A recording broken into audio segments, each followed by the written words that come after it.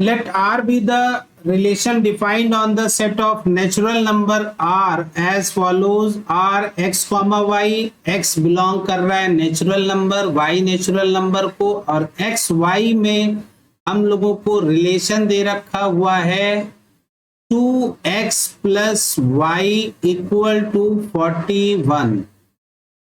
Find करना है domain and range of the relation R. Domain range find करने के लिए सबसे पहले हम लोगों को ये जो सेट बिल्डर फॉर्म दे रखा है इसको रोस्टर फॉर्म में हमें कन्वर्ट करना होगा।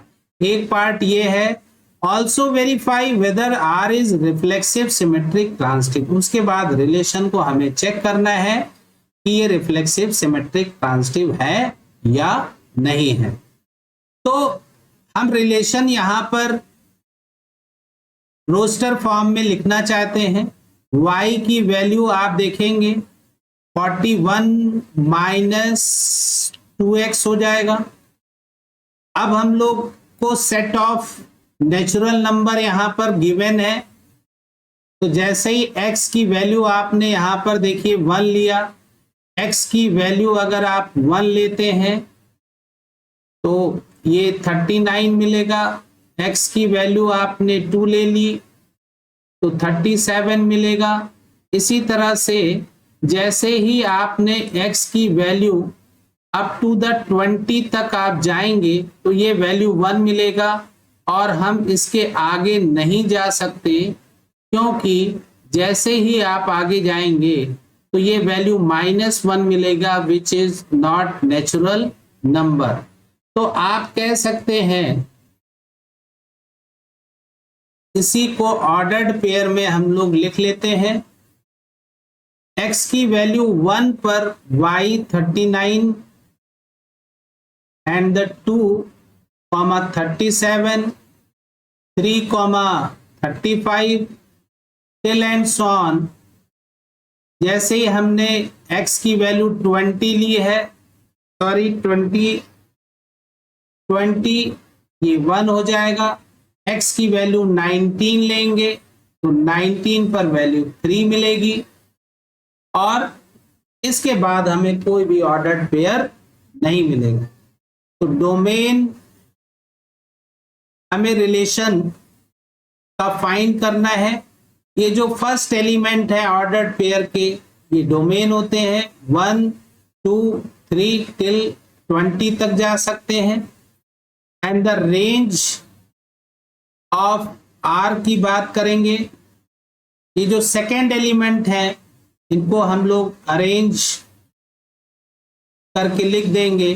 तो 1 3 सारे ऑड नंबर आ रहे हैं, देखिए 1 3 5 टिल एंड सो ऑन 39। तो ये क्वेश्चन का एक पार्ट हो गया जिसमें हम लोगों ने देखा डोमेन और रेंज निकालने के पहले इसको सेट बिल्डर फॉर्म से रोस्टर फॉर्म में कन्वर्ट किया गया। सेकेंड पार्ट इस क्वेश्चन का है जिसमें आपको रिफ्लेक्सिव रिलेशन को चेक करना है। रिफ्लेक्सिव रिलेशन के लिए कंसेप्ट है x रिलेटेड होना चाहिए x से for all x belongs to, जो भी क्वेश्चन में सेट दे रखा हो तो यहां पर सेट ऑफ नेचुरल नंबर है। अब आप देखेंगे कि 1 रिलेटेड होना चाहिए 1 से, 2 रिलेटेड होना चाहिए 2 से इटसेल्फ के साथ फॉर ऑल नेचुरल नंबर के लिए। बट यहां पर आप कह सकते हैं but 1 1 2 2 and so on is not in. कहीं पर भी आपको इस रिलेशन में 1 1 2 2 नहीं दिख रहा है, not in R, so R is not reflexive relation.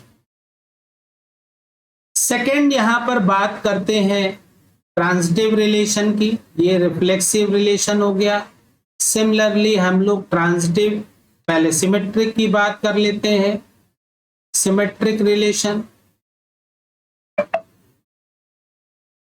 Symmetric relation का कॉन्सेप्ट है कि ए रिलेटेड या एक्स वाई ले रहे हैं यहां पर, अगर एक्स रिलेटेड है वाई से, this implies y related x से होना चाहिए। यहां पर इसको आप लेट करिए और इसको आप शो करिए। यहां पर हमें ढूंढना है, जैसे आपने यहां पर एक ऑर्डर्ड पेयर 1,39 लिया, अगर सेट में 39,1 मौजूद है तो हम कहेंगे वो सिमेट्रिक होगा। ऐसे ही सभी के लिए चेक करना है। बट अगर किसी एक एलिमेंट के लिए, एक ऑर्डर्ड पेयर के लिए भी ढूंढ ले गए, जैसे 1,39 तो है लेकिन 39,1 यहां पर कहीं पर भी नहीं होगा, तो आप बस एक, अगर आपने फेल कर दिया इस रूल को किसी एक एग्जाम्पल को भी, तो हम कहेंगे ये सिमेट्रिक नहीं होगा। So R is not symmetric relation. Next बात करेंगे ट्रांजिटिव रिलेशन की। ट्रांजिटिव रिलेशन के लिए कंसेप्ट है ट्रांजिटिव रिलेशन। ट्रांजिटिव रिलेशन का कंसेप्ट है एक्स वाई आपने सेट में देखा, वाई जेड सेट में देख लिया, इसको भी आप लेट कर लेंगे। अगर एक्स जेड सेट में मौजूद है, ये आपको शो करना पड़ेगा। अगर है ऐसा तो हम लोग बोलेंगे कि ये रिलेशन क्या होगा, ट्रांजिटिव होगा। अगर रिलेशन आर में हम लोग खोजते हैं, देखिए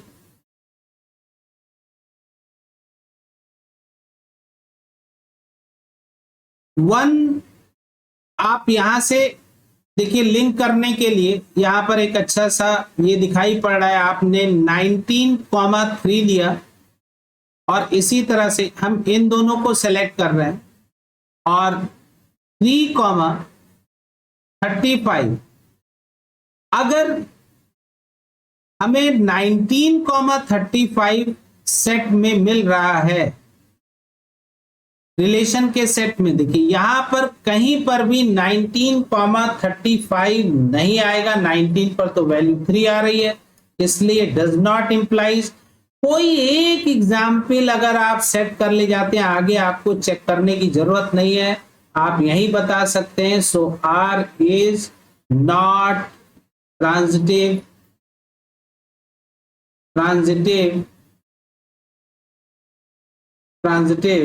रिलेशन। तो आपने देखा कि रिलेशन ना तो सिमेट्रिक है, R is neither reflexive nor symmetric nor transitive.